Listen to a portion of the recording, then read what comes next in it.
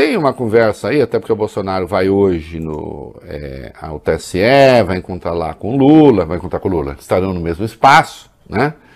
E vai ver que o golpismo dele deu uma arrefecida ali e tal. Até escrevi há pouco uma colunona no UOL a respeito. Como é que foi? Como é que foi o negócio lá em Juiz de Fora? Vai bem. Foi exatamente igual a todos os outros discursos que ele vem fazendo nesses últimos meses. Ele falou em luta do bem contra o mal, afirmou que o Brasil marchava para o socialismo e que ele sobreviveu por um milagre da facada que sofreu em Juiz de Fora, exatamente. Nessa cidade, o presidente participou de uma motociata, se reuniu com pastores numa igreja evangélica. Aos religiosos, ele afirmou o seguinte: vamos falar de política hoje, sim, para que amanhã ninguém nos proíba de acreditar em Deus. Bolsonaro, por fim, também discursou sobre economia e defendeu o prêmio Nobel para o ministro Paulo Guedes. Gente, eles têm umas coisas, né? Eles cismam, quanto mais ridículo, mais eles insistem. É um negócio... Olha aqui, eu, cristão que sou, assim, eu sempre considero ofensivo, ele não é o primeiro a fazer, outros já fizeram, sempre que alguém pega e se compara a Cristo, porque foi a associação óbvia, né? O Bolsonaro trata a si mesmo como se ele tivesse sido ressuscitado, como se não tivesse sido a medicina a ter garantido a sua vida, mas Deus, por alguma razão, Deus iria lá e falar assim: eu vou fazer Bolsonaro sobreviver, uma pessoa tão boa, né? E mais uma vez insistiu na luta do bem contra o mal, e a Michele, mulher dele, fez a mesma coisa. Então, assim, essa ideia de que o Bolsonaro aceita a democracia, aceita o regime de alternância de poder, isso é falso. Não aceita, porque sempre que você se coloca, sempre que você propõe que é uma luta do bem contra o mal, sempre que você diz que o outro não é só um adversário que você vai vencer, mas é aquele que tem que ser exterminado, não é democracia que você quer. É ditadura. Porque a democracia, a razão de ser da democracia é existir oposição, como costumo dizer sempre. Na Coreia do Norte também tem governo. O que não tem na Coreia do Norte é oposição. Toda ditadura tem governo.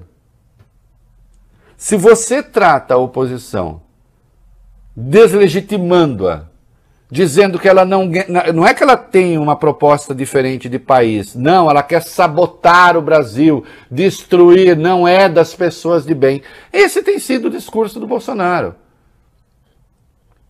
O que justifica, de resto, a sua atuação golpista. Continua a ter uma atuação golpista. Não mudou em nada. O Bolsonaro que vai agora, daqui a pouco, né, lá no TSE, continua a ser o Bolsonaro golpista. Trata-se apenas ali de uma questãozinha tática. Ô, Valio Bene, quando alguém recua, faz um recuo tático, não é que desistiu da guerra, está só se preparando para voltar a atacar. É o que ele está fazendo. Né? E quer ver? Quer ver o negócio do 7 de setembro? Nós já sabemos. Falamos até com o Eduardo Paes aqui. Tinha dificuldade de logística, não dá para deslocar o exército da Avenida Presidente Vargas para Atlântica, em Copacabana. Era complicado, não sei o quê. O próprio Ministério da Defesa falou que não era bom. E tá. Aí ele teve outras ideias. Vai. É isso, o presidente Bolsonaro estaria tentando mobilizar as outras duas forças, não o Exército, né, Marinha e Aeronáutica, para o ato de apoiadores dele na praia de Copacabana. Segundo informa o jornal Folha de São Paulo, o presidente estuda determinar que a Marinha e a Força Aérea Brasileira participem ainda que indiretamente do ato próximo à Orla Carioca. A ideia seria colocar 10 navios de guerra na costa na hora da manifestação. Além disso, ele quer levar aviões da Esquadrilha da Fumaça para realizar sobrevoos, manobras aéreas naquela região. Segundo a Folha, interlocutores na Marinha, na FAB, disseram que os respectivos comandos ainda não foram comunicados oficialmente. Procuradas, as assessorias dessas forças não se manifestaram. Olha aqui, eu não me lembro de as Forças Armadas terem sido submetidas a esse vexame no Brasil, nunca. Dessa maneira, não. Serem arrastadas por um arruaceiro para participar de um ato de que não estão dispostas a participar, Porque, veja, a evidência de que ele não recuou em nada é assim, qual foi a dificuldade que foi apresentada para ele? Bob Furu, é dificuldade de logística, não dá. Seria, inclusive, inseguro. Aliás, eu apurei ali que se apontou até que seria inseguro para ele, inclusive. Né? Porque esse tipo de coisa, você precisa ter rotas de fuga, tal, e da forma como não ia ser possível. Né? Aí falou, então tá bom. Tem trânsito e dificuldade no ar? Não, então vamos botar uns aviões lá para voar. E no mar também não, então vamos botar lá uns naviozinhos de guerra, umas fragatinhas. É muito impressionante isso. Porque se trata, insisto, de deslegitimar a própria política. Não, qualquer coisinha que o Bolsonaro faça, as pessoas logo vêm por aquilo que é, por aquilo que ele fala, que ele diz ser. Não, ninguém coloca palavras na boca de Bolsonaro. É Bolsonaro que as pronuncia ele mesmo. E incentiva a violência, a sua turma incentiva a violência. Olhem o que está acontecendo com outdoors criminosos que estão sendo espalhados pelo Brasil. Claro, da campanha, quando eu digo da campanha, tá bom, não tem nenhuma evidência de que foi a campanha dele que colocou. Apoiadores. Apenas chama atenção, né, a estética idêntica desses outdoors todos, com o mesmo conteúdo. Falando o quê? Vai lá. Aquele painel gigantesco em Porto Alegre que tentava relacionar a esquerda ao PCC e também ao narcotráfico de forma mais ampla. A Justiça ordenou a retirada, a decisão foi de ontem à noite, do juiz Márcio André Kepler Fraga da zona eleitoral do município número 113. Deu uma travada pra falar o ordinal aqui.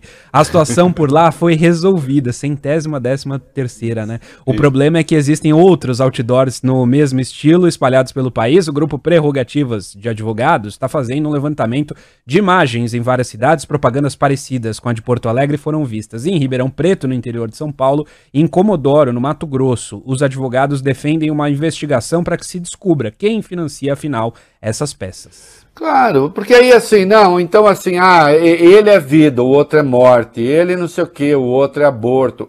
Eu acho interessante que esse painel aí deles, né, diz que Bolsonaro é o candidato da vida e das armas. Como se essas fossem coisas compatíveis.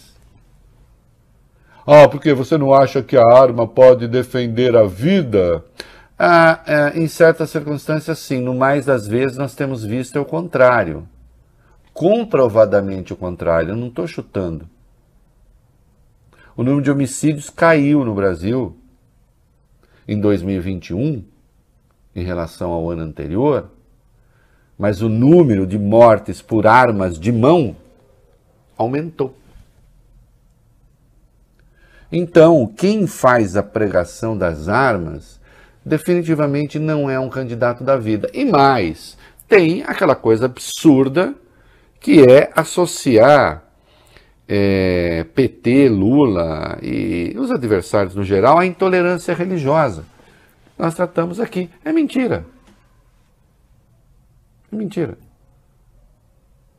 Os evangélicos tiveram, lembrei ontem, uma expansão fabulosa nos governos petistas. A relação de denominações evangélicas, pentecostais, com o governo do PT, não é mesmo, Edir Macedo? Foi excelente. Dilma estava lá como uma personagem de destaque na inauguração do tal do Templo de Salomão. Com a Universal e outras. Não só com a Universal. Aliás, quando se fala da questão do aborto, e eu escrevi a respeito, tinha um livro do Edir Macedo e tinha uma pregação dele que desapareceu das redes sociais, falando que era melhor o aborto do que uma criança que crescesse em família. E aí ele apelou a um trecho do Eclesiastes para justificar o aborto. E aí parece que mudou de orientação, mas isso que eu estou falando é histórico. Não, não é acusação de nada, só estou lembrando a história, porque eu escrevi a respeito dessa pregação dele. Então é preciso pôr fim a esse negócio.